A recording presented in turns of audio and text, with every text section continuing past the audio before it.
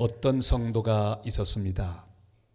수많은 고통 가운데 괴로워하고 또 괴로워하다가 어느 날 산책을 나섰습니다. 길을 이렇게 가는데 아주 미세한 광경이지만 아주 중요한 광경 하나를 볼 수 있었습니다. 벌레 한 마리가 길바닥에 뒤집어져 있었습니다.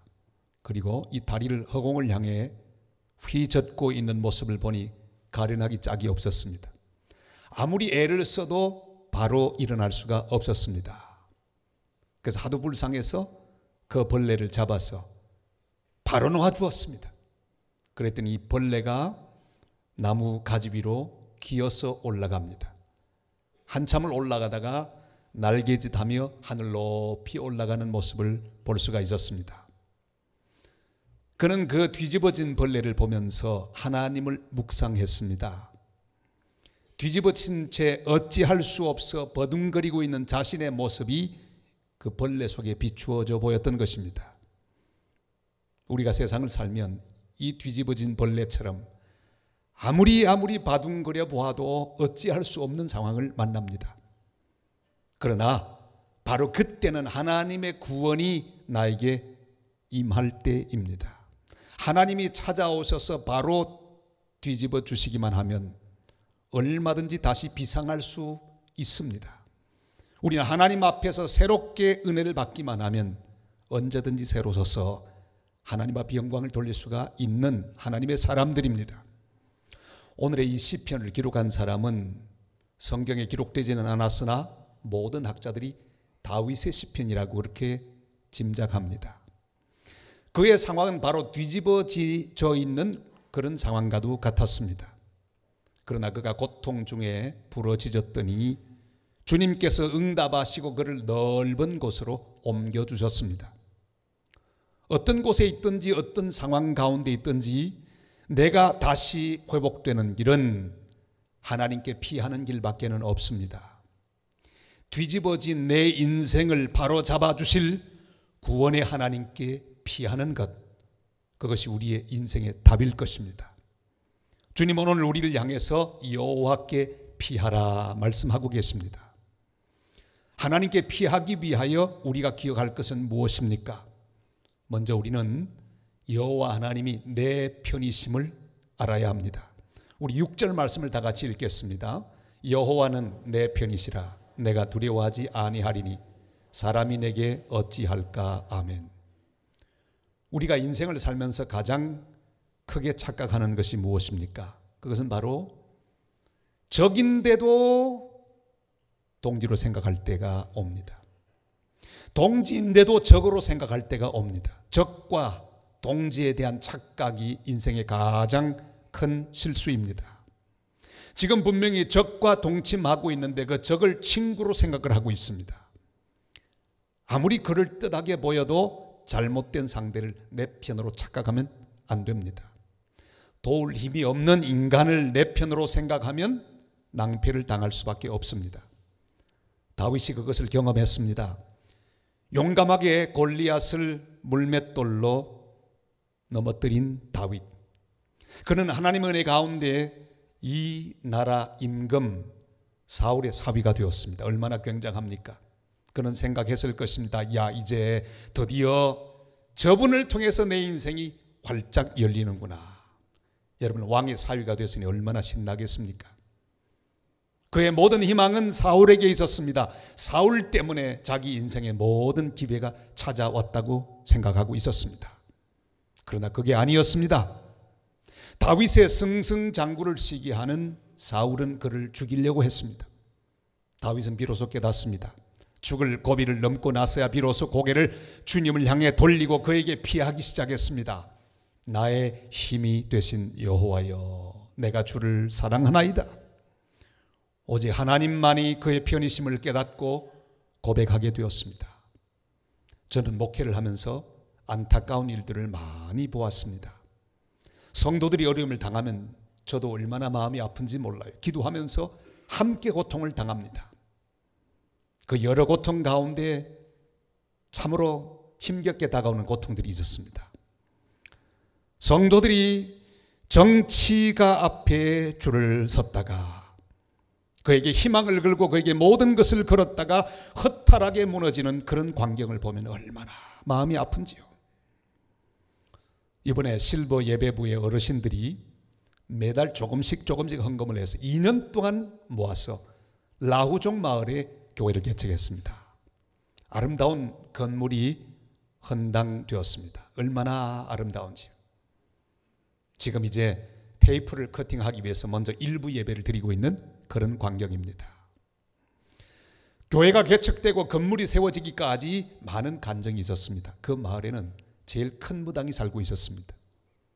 보통 저런 원시 마을에는 무당이 모든 세력을 가지고 있지 않습니까? 그런데 이 무당은 교회가 세워지는 걸 반대했습니다. 건축도 반대했습니다. 그러나 기회가 찾아왔습니다. 아주 상태가 심각한 귀신 들린 한 사람이 있었습니다. 무당이 굿을 시작합니다. 그 귀신을 쫓아내기 위해서 온갖 노력을 기울였었지만 그러나 귀신은 쫓겨가지 않았습니다. 그러나 그 교회 담임 교역자인 애네 전도사님, 바로 이분이시죠. 이 전도사님이 사모님과 함께 지금 서 있는 광경이 있는데 하나님 앞에 엎드려 기도합니다. 여호와 하나님께서 바로 자신의 편이 되시고 하나님 백성의 든든한 편이 되신다는 사실을 그 마을에 증거하기 위하여 그는 간절히 기도했습니다. 5시간 동안 기도하며 주님의 은혜와 능력을 기다렸습니다. 귀신 들린 사람은 온전한 정신이 되었고 멀쩡해졌습니다. 마을 사람들이 비로소 하나님이 참된 신이신 것을 깨닫고 교회 짓는 것을 허락했습니다. 그리고 이번에 아름답게 하나님의 집이 세워졌습니다. 할렐루야. 얼마나 아름답고 신나든지요. 사랑하는 성도 여러분, 기억하시기를 바랍니다. 하나님만이 우리의 편이십니다. 이것을 잊지 마시기를 바랍니다. 로마서 8장 31절로 32절이 말씀합니다. 다 같이요. 그런즉 이 일에 대하여 우리가 무슨 말하리요? 만일 하나님이 우리를 위하시면 누가 우리를 대적하리요? 자기 아들을 아끼지 아니하시고 우리 모든 사람을 위하여 내주시니가 어찌 그 아들과 함께 모든 것을 우리에게 주시지 아니하겠느냐? 아멘. 여기 우리 인생의 대전제가 있습니다. 만일 하나님이 우리를 위하시면, 다른 말로 말하면 만일 하나님이 우리의 편이시면 누가 우리를 대적하겠는가? 여러분, 하나님이 우리 편이시면 아무도 우리를 대적할 사람은 없습니다. 여호수아가 여리고성 전투를 앞두고 두려운 마음으로 그 전날 밤에 여리고성 가까이 갔습니다.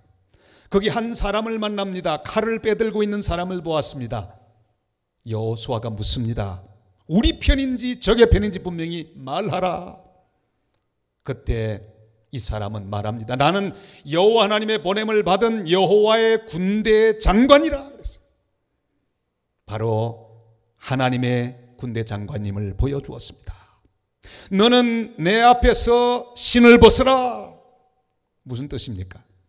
하나님 분명히 너의 편이다. 그러나 문제는 네가 하나님의 편인가 하는 것이다. 여러분, 이게 중요합니다. 하나님 우리의 편이십니다. 그러나 더 중요한 것은 내가 하나님의 편이 되는 것입니다. 하나님의 말씀 앞에 서는 것입니다. 하나님 기뻐하는 그 방향으로 순종하며 가는 것입니다.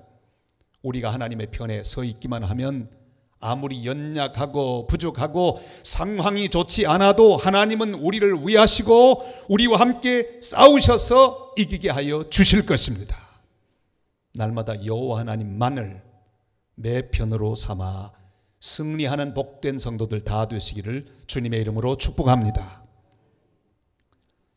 하나님께서 내 편이 되시는 것이 분명하지만 그러나 가만히 있어서는 안 됩니다. 하나님 앞에 부르짖어야 합니다. 5절 이렇게 말씀하시죠. 다 같이요. 내가 고통 중에 여호와께 부르짖었더니 여호와께서 응답하시고 나를 넓은 곳에 세우셨도다. 아멘. 주님 우리에게 모든 것을 그냥 주실 수도 있습니다. 그러나 주님은 반드시 우리의 기도를 통하여 응답하시길 원하시는 주님이십니다. 우리의 부르짖음을 통해 그 부르짖음에 응답하심으로 우리의 인생길을 인도하기를 원하시는 주님이십니다. 반드시 기도를 통해 받는 것, 그것이 우리에게 은혜가 되고 축복이 될 것입니다. 주님 말씀하십니다. 예레미야 33장 3절 말씀 다 같이요. 너는 내게 부르짖으라. 내가 내게 응답하겠고 내가 알지 못하는 크고 은밀한 일을 내게 보이리라. 아멘. 부르짖어라, 내가 응답하겠다고 약속하셨습니다. 소경 거지 바디메오가 주님을 향해 부르짖습니다. 다윗의 자손 예수여, 나를 불쌍히 여기소서. 시편 28편 1절로 2절에서 다윗은 이렇게 하나님께 부르짖습니다. 다 같이요. 여호와여, 내가 주께 부르짖으오니 나의 반석이여, 내게 귀를 막지 마소서. 주께서 내게 잠잠하시면 내가 무덤에 내려가는 자와 같을까 하나이다. 내가 주의 지성소를 향하여 나의 손을 들고 주께 부르짖을 때 나의 간구하는 소리를 들으소서. 아멘. 이번에 이 라후족 마을에 세워진 가나안 교회에는 많은 간증이 있습니다. 원래 이 라후족에 대하여 인류학자들이 연구를 한 결과를 읽어본 적이 있습니다. 이 라후족은 놀랍게도 고구려 유민으로 그렇게 추측하고 있습니다. 거의 학자들은 그 사실을 정설로 인정할 정도입니다. 풍습이 비슷합니다. 외모도 비슷합니다. 그리고 그들의 언어마저도 우리 한국말과 비슷한 말들을 가지고 있습니다. 나는 서울에 갑니다. 그 말을 하면 나 서울 가요. 비슷비슷합니다. 특별히 그들의 성격도 얼마나 비슷한지. 싸우는 그런 모습도 비슷해요. 성질 급한 모습도 비슷하고요. 이 라후족이 태국에 들어와서 7부족으로 나누어져 살았는데 인류학자들은 7부족 하나하나에 무지개 색깔을 붙였습니다. 우리가 이번에 세운 그 교회에 살고 있는 그 주변에 살고 있는 족속은 바로 붉은 라후족이라 붙였습니다. 레드 라후. 그들이 주님 앞으로 나오게 되었습니다. 놀라운 간증을 듣고 하나님께 영광을 돌렸습니다. 거기에 셋자라고 하는 성도가 교회에 한번 나왔습니다. 그런데 그날 그만 심장정지로 그는 넘어지고 말았습니다. 큰일 났습니다. 아무것도 할 일이 없었습니다. 마을 사람들은 그것을 지켜보았습니다. 어떻게 되나 보았습니다. 그들이 할 수 있는 것은 여호와 하나님께로 그 모든 문제를 가지고 가는 것밖에 없었습니다. 애네 전도사님과 성도들은 다 엎드려 하나님 앞에 기도하고 부르짖기 시작했습니다. 죽어서 꼼짝하지 않고 있는 그 10분이 지난 다음에 그에게 온기가 돌아왔습니다. 그는 다시 일어났습니다. 바로 이 사람이. 하나님께서 그를 다시 일으켜 주셨습니다.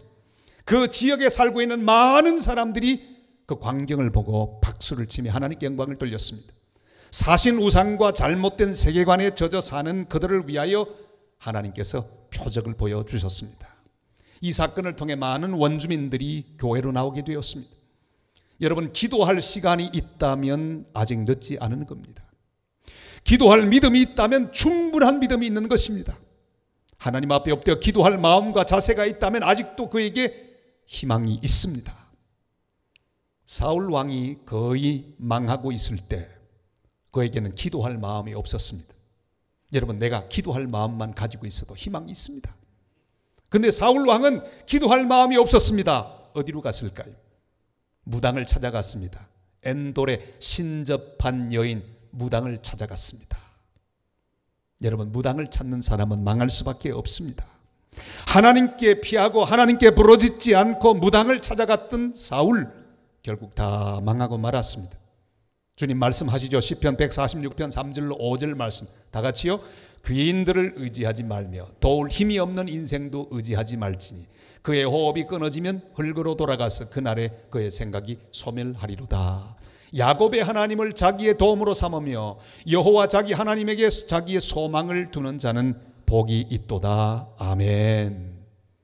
70년대 많이 불렸던 복음송가가 있습니다. 지금도 그 찬송을 우리는 가끔씩 부릅니다. 지금은 파라과이 선교사가 되신 고광삼 선교사님이 지은 찬양이 있습니다. 기도할 수 있는데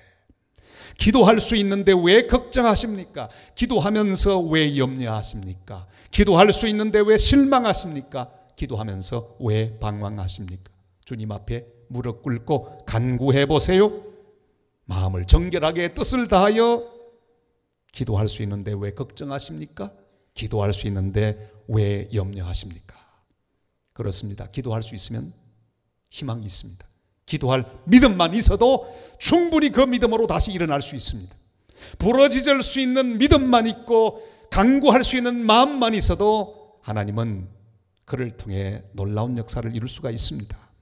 아무리 힘들고 어려운 상황이라도, 절망적인 상황이라도 여호와 하나님 앞에 부러지져 기도함으로 하나님께 피하는 복된 믿음의 성도들 다 되시기를 주님의 이름으로 축복을 드립니다. 이렇게 사람에게 피하지 않고 여호와 하나님께 피하고 무당에게 피하지 않고 하나님께 피하는 길을 성경은 더 나은 길이라고 말씀하고 있습니다. 8절 9절이 바로 그 말씀하고 계시죠. 다 같이요. 여호와께 피하는 것이 사람을 신뢰하는 것보다 나으며 여호와께 피하는 것이 고관들을 신뢰하는 것보다 낫도다. 아멘. 이스라엘 사람들은 보통 3을 하늘의 숫자라고 생각합니다. 성부, 성자, 성령. 그리고 4를 땅의 숫자로 생각합니다. 동서남북. 그래서 3과 4를 합한 7을 완전 숫자로 생각하고 곱한 12 역시 완전 숫자로 생각합니다. 우리는 이 땅에 살면서 동서남북이 있음을 우리는 압니다. 그 가운데 하나를 택하여 주님 앞으로 나가고 주님이 원하는 삶을 살아가려고 노력합니다. 그런데 이 땅에 사는 방향은 다 한계가 있습니다. 동쪽으로 가다가 보면 길이 막힐 때가 있습니다. 그러면 다시 방향을 바꾸고 다른 방향으로 갑니다. 길이 막히면 또 다시 다른 방향을 찾습니다. 사람들은 그래서 마음이 늘 불안합니다. 지금 가고 있는 길이 바른 길인지, 어디로 가면 좋을 것인지, 심지어 이사를 할 때도 방향을 생각합니다. 그래서 찾아가는 것이 점쟁이요 또한 무당입니다. 어느 길이 안전한 것인지 알기 위해서 자꾸만 무당을 찾아가고 점쟁이를 찾아갑니다. 그러나 우리 주님 말씀하시죠. 시편 16편 4절 말씀 다 같이요. 다른 신에게 예물을 드리는 자는 괴로움이 더할 것이라. 나는 그들이 드리는 피의 전제를 드리지 아니하며 내 입술로 그 이름도 부르지 아니하리로다. 아멘.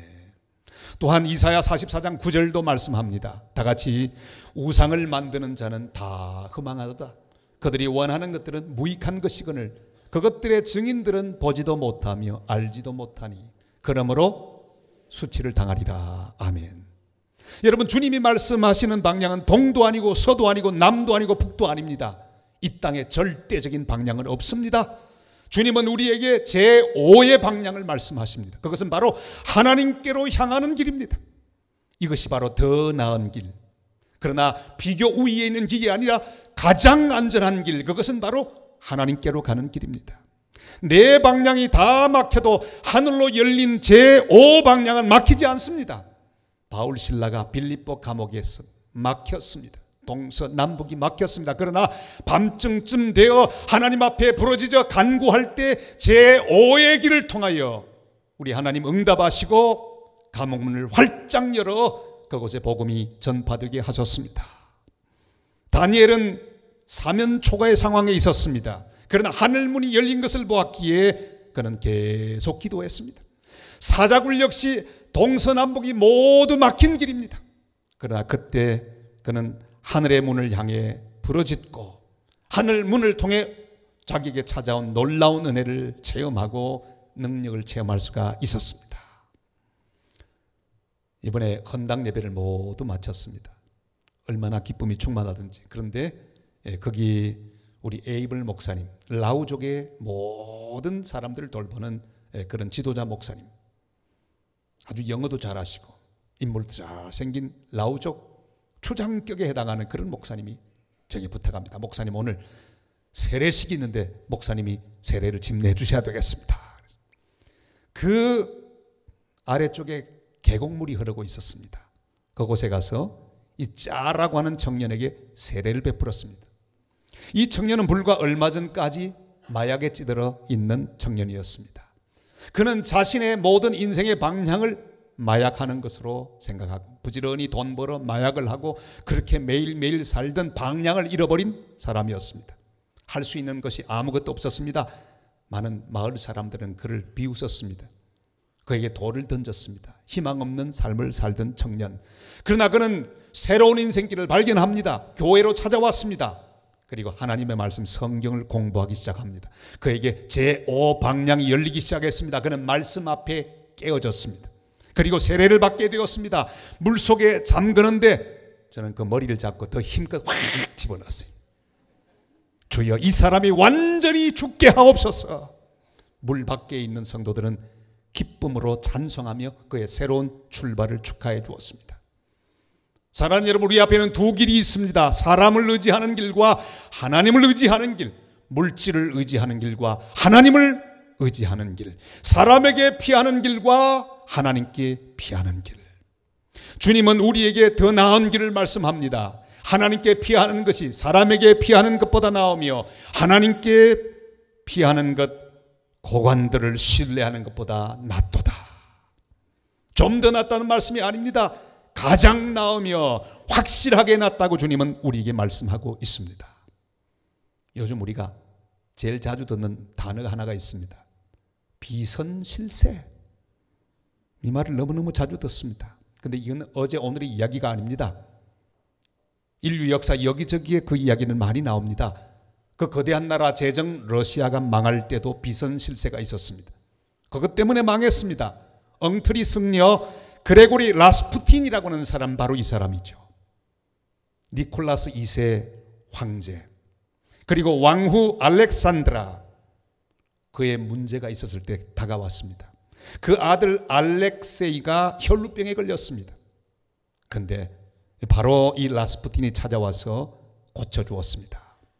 그만 왕후의 마음이 뒤집어지고 말았습니다. 그를 너무 존경하고 의지하고 신뢰했습니다. 문제는 하나님보다 더 신뢰하고 더 사랑하게 되었습니다. 그가 하는 말 그대로 정치합니다. 왕후 알렉산드라는 이렇게 고백합니다. 나의 스승인 당신이 내 곁에 있고 내가 당신 손에 키스하고 내 머리를 당신의 성스러운 어깨에 기댈 때 비로소 나는 안도의 숨을 쉴 수 있습니다. 무엇이 문제입니까? 여러분, 사람의 어깨에 기대어 숨을 쉬는 것이 문제입니다. 여러분, 아무리 믿을만 해도 사람에게 의지하면 안 됩니다. 아무리 좋은 방향도 이 땅의 한 방향에 불과합니다. 우리는 오직 제5의 방향으로 하나님을 향해서만 모든 것을 던지고 하나님의 어깨에만 우리의 머리를 기대며 하나님의 품에만 안겨서 하나님 안에서만 안식하는 믿음으로 살아가야 합니다. 제5 방향으로 가야 합니다. 예수 방향으로 가야 합니다. 말씀이 이끄는 방향으로만 가야 합니다. 그럴 때 우리 인생에 온전함이 있고 안전함이 있게 될 것입니다. 이번에 우리 단기 선교팀 인솔해서 이제 태국으로 갔습니다. 방콕에 도착했습니다. 그런데 시간이 너무 조금밖에 남지 않았습니다. 국내선을 바꿔 타고 치앙마이로 가야 되는데 제가 비행기에서 물건을 챙기고 약간 늦게 내렸습니다. 내리고 보니까 세상에 우리 대원들 뛰고 있었습니다. 얼마나 빨리 뛰는지 저도 따라갔습니다. 막 따라갔어요. 그런데 어떤 둘에 쭉 섰습니다. 제가 가서 보니까 그 길이 아니었습니다. 전혀 엉뚱한 길로 가고 있었습니다. 다시 방향을 잡고 국내선 타는 곳으로 정반대쪽에 있는 방향을 향해 달리기 시작했습니다.